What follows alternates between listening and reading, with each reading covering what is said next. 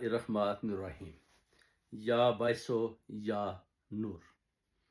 یہ جو وظیفہ ہے نا، یہ بڑا طاقتور وظیفہ ہے. بہت کم لوگوں کو اس وظیفے کے بارے میں پتہ ہے کہ جب آپ کسی بھی مشکل میں، پریشانی میں، پرابلم میں ہیں تو آپ یہ پڑھتے ہیں تو آپ کے اوپر اللہ تعالیٰ کے فرشتے نور بھیجتے ہیں.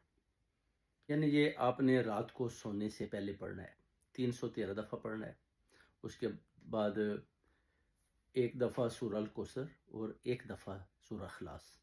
اور بیسیکلی یہ باوضو ہو کر منہ خانہ کعبہ کی طرف کر کے آپ نے پڑھنا ہے، یا باعثو النور. تو اس کے بعد آپ دیکھیں گے کہ کرامات، اللہ کی طرف سے نور کی بارش، اور آپ جن جن پرابلم میں بھی گرے ہیں اسی وقت ختم ہو جائیں گی.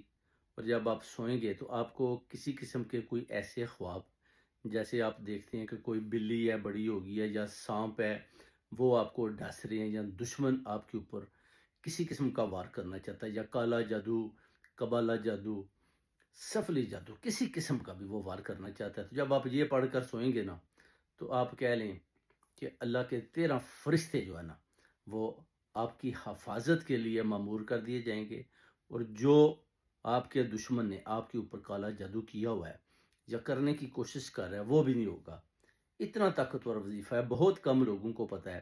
اگر آپ یہ پڑھ کر سوتے ہیں تو انشاءاللہ آپ دیکھیں گے کہ آپ کے خوابات، اگر آپ کو برے خواب آتے ہیں تو وہ بھی چینج ہو جائیں گے، اور آپ کو اچھے خوابات آنا شروع ہو جائیں گے، جس سے آپ دیکھیں گے کہ آپ کی منزلیں آسان ہو رہی ہیں. آپ کے سامنے جتنے بھی الجھنیں، پریشانیاں، بندشیں، جو کچھ بھی آپ سوچ رہے ہیں کہ شاید میرے اوپر لگ چکی ہیں، یا کسی آدمی نے یا کسی ایسے کالا جادو کرنے والے شیطانی آدمی نے آپ کے اوپر کوئی کالا جادو کر دیا، بندشیں لگا دی ہیں، تو ان کو آپ پڑھیں 313 دفعہ فجر کی نماز میں یا عشاء کی نماز کے بعد پڑھیں سونے سے پہلے.